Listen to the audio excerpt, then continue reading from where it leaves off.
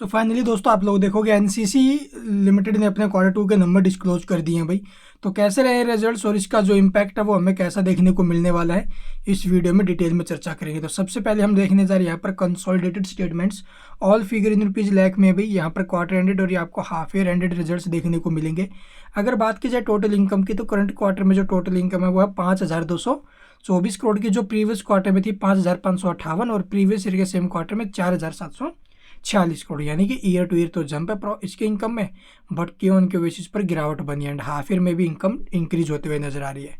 इसके अलावा देखेंगे इसके एक्सपेंस, यानी कंपनी ने जो खर्चे किए हैं, तो करंट क्वार्टर में जो एक्सपेंस है वो क्या, अभी 4,974 करोड़ के, जो प्रीवियस में लगभग 5,258 थे और प्रीवियस ईयर के सेम क्वार्टर में 4,622 करोड़ के। तो प्रीवियस ईयर के सेम क्वार्टर से कंपेयर करो तो एक्सपेंस में जंप है, but Q on Q basis पर एक्सपेंस टूटे हैं।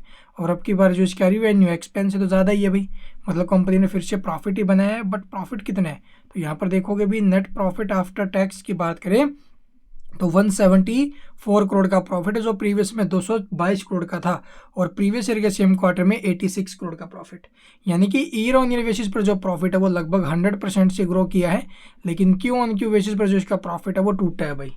ठीक है, क्वार्टर टू क्वार्टर प्रॉफिट्स में गिरावट बनी है एंड हाफ ईयर में आप लोग देखोगे प्रॉफिट्स में जंप आया है। तो ईयर ऑन ईयर बेसिस पर जो प्रॉफिट्स में ग्रोथ आई ना, इस वजह से स्टॉक में एक अच्छा एक्शन बन सकता है। हाल फिलहाल अर्निंग पर शेयर की बात करें ईपीएस की, तो ₹2.60, प्रीवियस में 3.34 था, प्रीवियस ईयर के सेम क्वार्टर में ₹1.23। इसके अलावा ये नोट्स आप लोग डिटेल में पढ़ लेना भी, ड्यूरिंग द क्वार्टर क्या कुछ होते हुए नजर आए, नीचे में आपको जो दिए गए हैं ये ज़रूर पढ़ने आपको। ये एसेट्स वगैरह देखोगे, जो टोटल एसेट्स है वो हमें पीछे के मुकाबले इंक्रीज होते हुए नज़र आई है।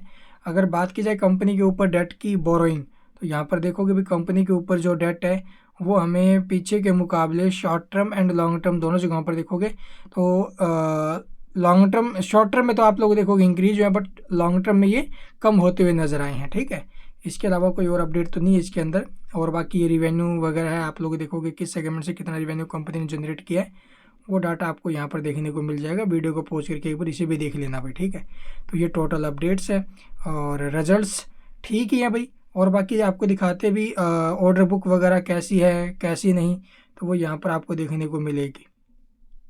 तो यहाँ पर देख सकते हो अभी करंट क्वार्टर के दौरान जो इसकी ऑर्डर बुक है वो 52,370 करोड़ की हो चुकी है और अभी इस ईयर में जो कंपनी ने ऑर्डर ऐड किए हैं वो लगभग 4760 करोड़ के। ठीक है, तो टोटल ऑर्डर बुक 52,370 करोड़ की हो चुकी है। तो ये टोटल अपडेट्स है। इसका इम्पैक्ट कैसा रहने वाला है अभी चलिए एक बार मार्केट एस्टिमेट से मैं कंपेयर और कर लेते हैं भाई, वहाँ से थोड़े बहुत जो क्लियर डाटा वो समझ में आ जाएगा।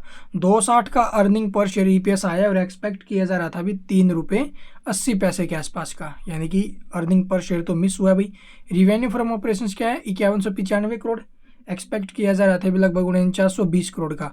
ईपीएस के मामले में तो मिस हुआ है, बट जो रिवेन्यू है उसके मामले में इसने बीट किया है और बाकी जो इसकी ऑर्डर बुक है वो भी काफ़ी शानदार है।